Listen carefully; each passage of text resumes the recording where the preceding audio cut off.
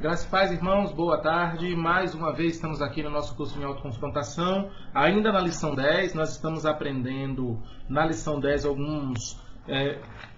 alguns aspectos de como lidar com o eu, portanto, como lidar com o eu, parte 2. Nós estamos no subponto de princípios bíblicos sobre mordomia. A primeira coisa que nós estamos aprendendo sobre os princípios bíblicos sobre mordomia é que nós somos apenas administradores daquilo que nós temos aqui nesta terra, quer seja aparência, quer seja dons, talentos, capacidades, recursos financeiros, ou seja, todos os recursos e aquilo que muitas vezes nós chamamos até de deficiências, são coisas que Deus nos dá para que nós usemos cada uma dessas características, cada uma dessas coisas que nos define como indivíduos para a glória dele. É isso que nós temos aprendido, já começamos a ver essas questões na semana passada, no nosso vídeo da semana passada, mas já estamos há algumas semanas lidando com esse ponto que é lidando com o eu. Agora na lição 10, parte 2, nós vamos agora continuar aprendendo mais algumas coisas sobre os princípios bíblicos da mordomia. Então, vamos orar. Querido Deus, glorioso Pai, em nome de Jesus Cristo, Senhor, muito obrigado por este momento de aprendizado na Tua Palavra. A nossa oração, Senhor Deus, o que nós te pedimos é que o Senhor nos ajude a colocarmos em prática, Senhor Deus, tudo que temos visto aqui. Não temos o interesse de apenas aprender sobre como lidar com o eu, como te agradar no que se refere às coisas que o Senhor coloca em nossas mãos. Nós queremos também praticar, ó Pai, verdadeiramente colocar em prática em nossas vidas diárias, ó Deus, a certeza de que tudo que está em nossas mãos é do Senhor, vem do Senhor, volta para o Senhor e, portanto, somos apenas administradores. Nós pedimos sabedoria nessa administração e nós oramos em nome de Jesus. Amém. Então, vamos lá, estamos agora na letra B do ponto de que Deus é soberano sobre tudo que Ele criou. No entanto, Ele permite, pela graça, que você seja um mordomo, ou seja, servo administrador daquilo que Ele coloca sob os seus cuidados. Já vimos a letra A na semana passada e hoje vamos agora para a letra B, que diz assim: como mordomo daquilo que o Senhor lhe confiou, você deve ser fiel no cuidado e uso da provisão divina. Vamos lá para Mateus, capítulo 25, do 14 ao 30. Porque isto é também como um homem que, partindo para fora da terra, chamou seus servos e entregou-lhes os seus bens. E a um deu 5 talentos, e a outro 2, e a outro 1, e cada um segundo a sua capacidade, e ausentou-se logo para longe. E tendo ele partido, o que recebera 5 talentos negociou com eles, e granjeou outros 5 talentos. Da mesma sorte, o que recebera 2, granjeou também outros 2. Mas o que recebera 1 foi e cavou na terra, e escondeu o dinheiro do seu senhor. E muito tempo depois veio o senhor daqueles servos, e fez contas com eles. Então aproximou-se o que recebera 5 talentos, e trouxe-lhe outros 5 talentos, dizendo: Senhor, entregaste-me 5 talentos, eis aqui outros 5 talentos que granjeei com eles. E o seu senhor lhe disse: Bem está, servo bom e fiel, sobre o pouco foste fiel, sobre muito te colocarei, entra no gozo do teu senhor. E, chegando também o que tinha recebido 2 talentos, disse: Senhor, entregaste-me 2 talentos, eis que com eles granjeei outros 2 talentos. Disse-lhe o seu senhor: Bem está, bom e fiel servo. Sobre o pouco foste fiel, sobre muito te colocarei. Entra no gozo do teu senhor.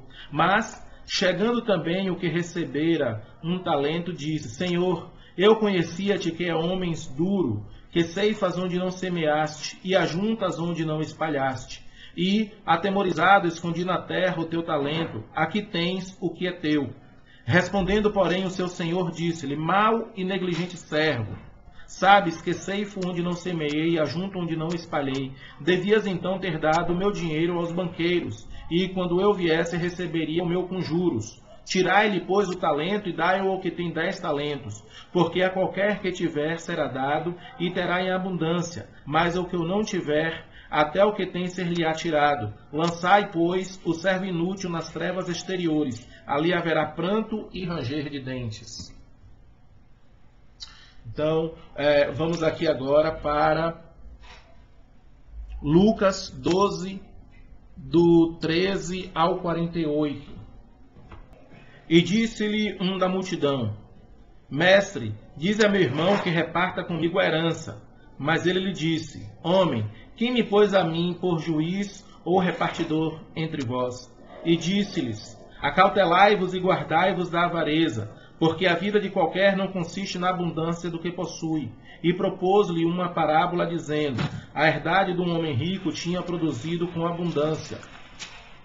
E arrazoava ele entre si, dizendo: Que farei? Não tenho onde recolher os meus frutos. E disse: Farei isto: derribarei os meus celeiros e edificarei outros maiores, e ali recolherei todas as minhas novidades e os meus bens. E direi à minha alma: Alma, tens em depósito muitos bens para muitos anos, descansa, come, bebe e folga. Mas Deus lhe disse: Louco, esta noite te pedirão a tua alma, e o que tens preparado para quem será?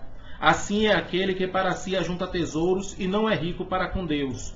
E disse aos seus discípulos: Portanto vos digo, não estejais apreensivos pela vossa vida sobre o que comereis, nem pelo corpo sobre o que vestireis. Mais é a vida do que o sustento, e o corpo mais do que o vestido. Considerai os corvos, que nem semeiam, nem cegam, nem têm despensa, nem celeiro, e Deus os alimenta. Quanto mais valeis vós do que as aves. E qual de vós, sendo solícito, pode acrescentar um côvado à sua estatura? Pois se nem ainda podeis coisas mínimas, por que estáis ansiosos pelas outras? Considerai os lírios, como eles crescem, não trabalham nem fiam, e digo-vos que nem ainda Salomão em toda a sua glória se vestiu como um deles. E se Deus assim veste a erva que hoje está no campo e amanhã é lançada no forno, quanto mais a vós, homens de pouca fé. Não pergunteis, pois, que haveis de comer ou que haveis de beber, e não andeis inquietos, porque as gentes do mundo buscam todas essas coisas, mas vosso Pai sabe que haveis de mister delas. Buscai antes o reino de Deus, e todas estas coisas vos serão acrescentadas.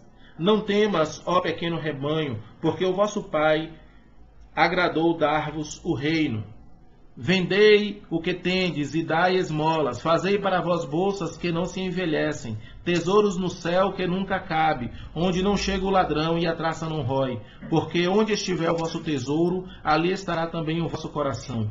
Estejam cingidos os vossos lombos e acesas as vossas candeias, e sede vós semelhantes aos homens que esperam seu Senhor, quando houver de voltar das bodas, para que, quando vier e bater, logo possam abrir-lhe. Bem-aventurados aqueles servos, os quais, quando o Senhor vier, achar vigiando. Em verdade vos digo que se cingirá e os fará sentar à mesa, e chegando-se os servirá. E se vier a segunda vigília, se vier na terceira vigília, e os achar assim, bem-aventurados são os tais servos. Sabei, porém, isto, que se o pai da família soubesse a que hora havia de vir o ladrão, vigiaria e não deixaria minar a sua casa. Portanto, estai vós também apercebidos, porque virá o Filho do Homem à hora que não imagineis. E disse-lhe Pedro: Senhor, dizes essas parábolas a nós ou também a todos? E disse o Senhor: Qual é, pois, o mordomo fiel e prudente a quem o Senhor pôs sobre os servos para lhes dar o tempo à ração? Bem-aventurado aquele servo a quem o Senhor, quando vier, achar fazendo assim.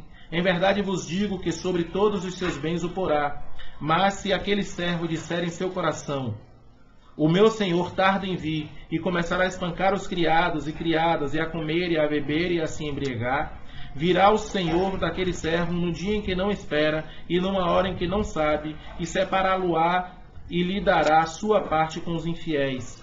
E o servo que soube a vontade do seu senhor e não se aprontou, nem fez conforme a sua vontade, será castigado com muitos açoites. Mas o que não soube, fez coisas dignas de açoites, com poucos açoites será castigado.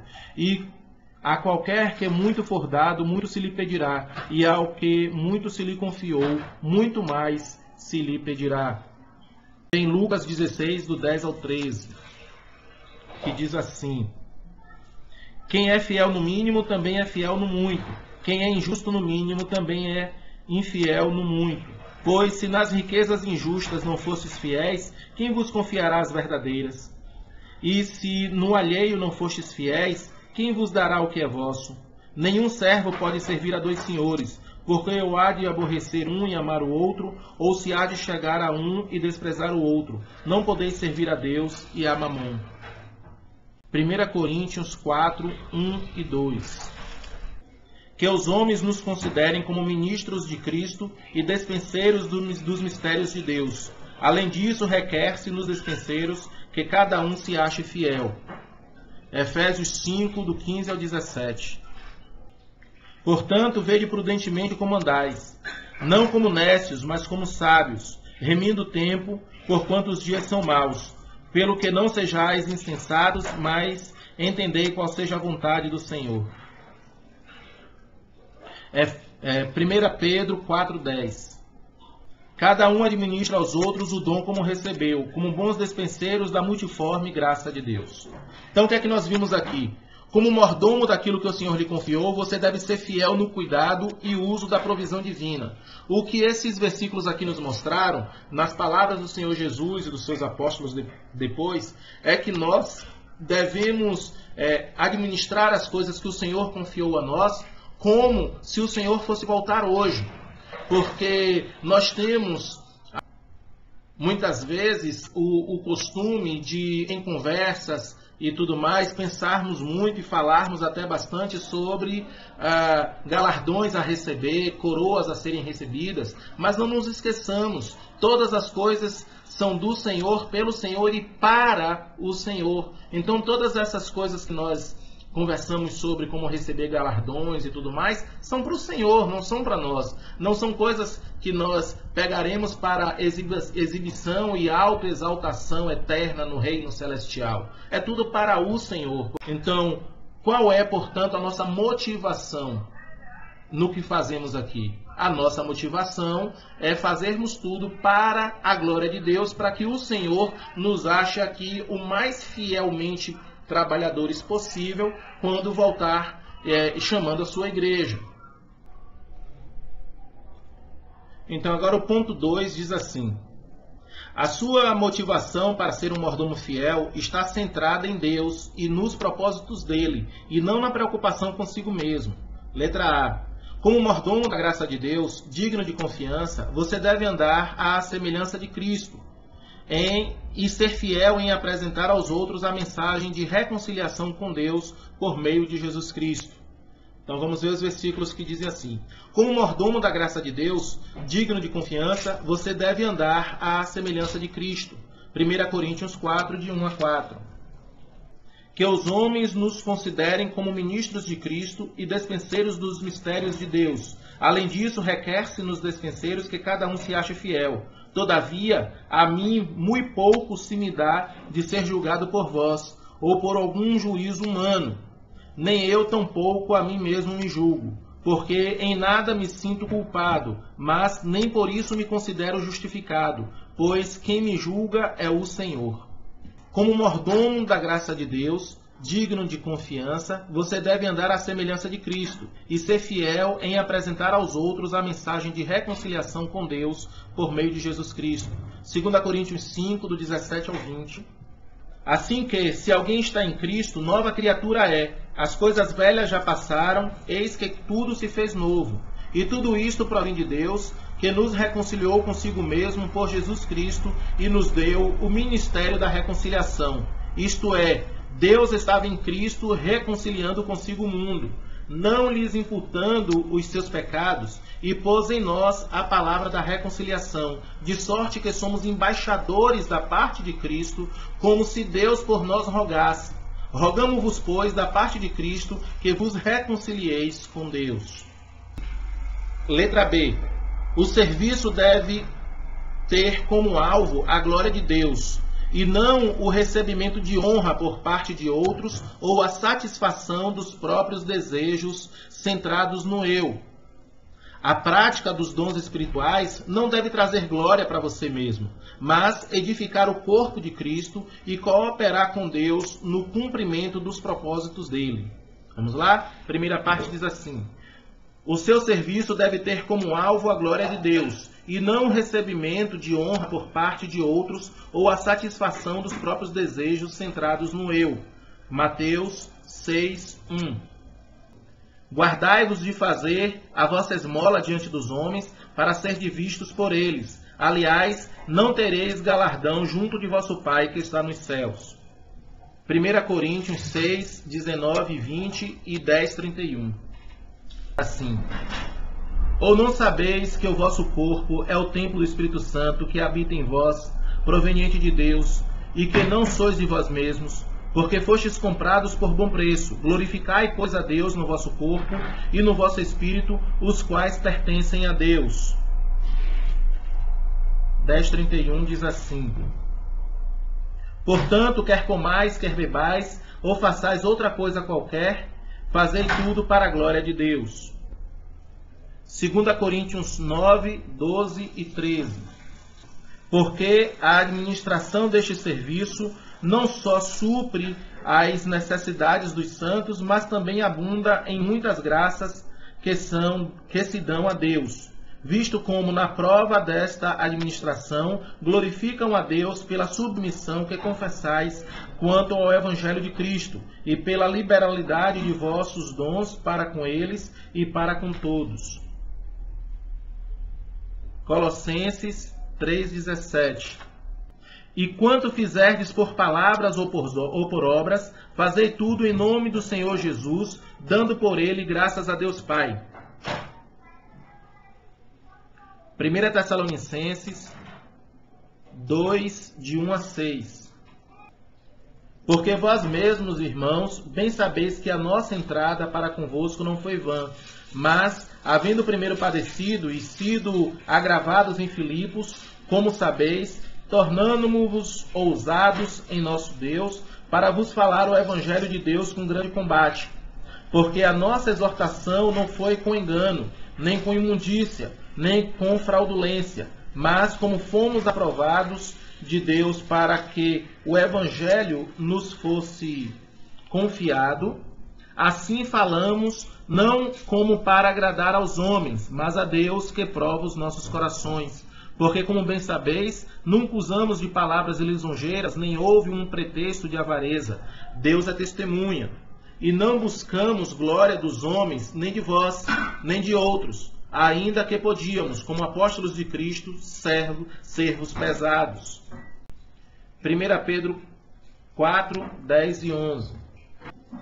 Cada um administra aos outros o dom como recebeu, como bons dispenseiros da multiforme graça de Deus. Se alguém falar, fale segundo as palavras de Deus. Se alguém administrar, administre segundo o poder que Deus dá, para que em tudo Deus seja glorificado por Jesus Cristo, a quem pertence a glória e o poder para todo sempre. Amém.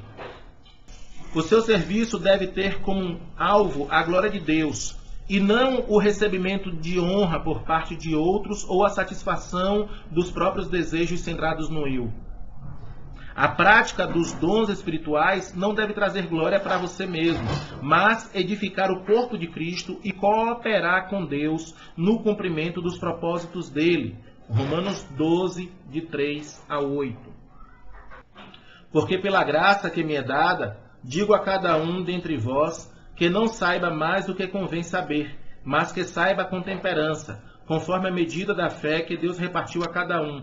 Porque assim como em um corpo temos muitos membros, e nem todos os membros têm a mesma operação, assim nós, que somos muitos, somos um só corpo em Cristo, mas individualmente somos membros uns dos outros.